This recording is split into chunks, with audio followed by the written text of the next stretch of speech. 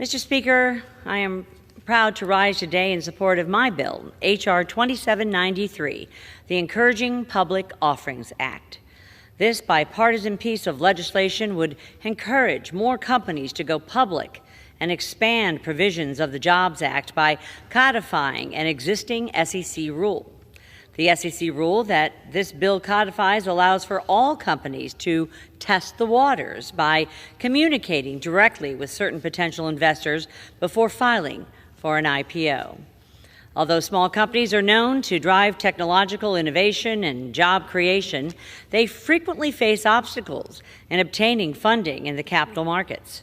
These obstacles often are the result of the disproportionately larger burden that securities regulators, written for large public companies, place on small companies when they seek to go public.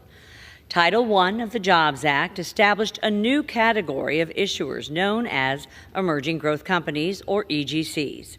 And to qualify as an EGC, a company must maintain a certain threshold of annual revenue. The law provides that EGCs with a 5-year on-ramp to comply with certain regulatory requirements related to disclosure and reporting. Additionally, Title I allows for EGCs to test the waters by meeting with investors to explain their business structure before issuing an IPO.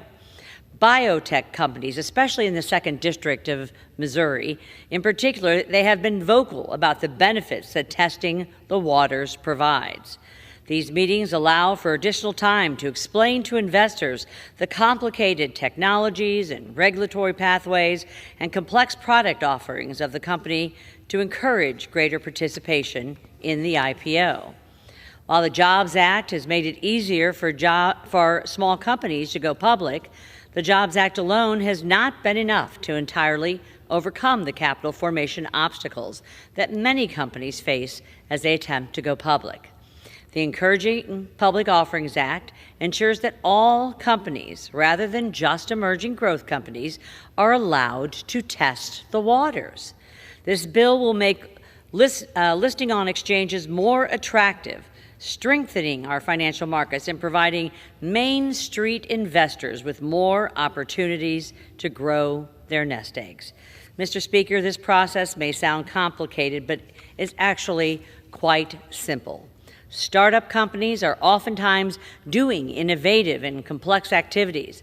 They should be encouraged to sit down with potential investors and given the opportunity to explain why their business model is the right one for an investment plan without additional regulatory burdens. The best analogy that I can give here, Mr. Speaker, is when you're trying to teach your children the value of $1 and how to make a good, sound argument. I remember telling my sons, who are trying to get my husband and I to pay for a new stereo, that they intended to present a plan, and they needed to do this, a plan to us for potential investment. They went back to their room, did their preparation, and then sat down with us and explained their argument for why they needed a stereo and why we should make that investment.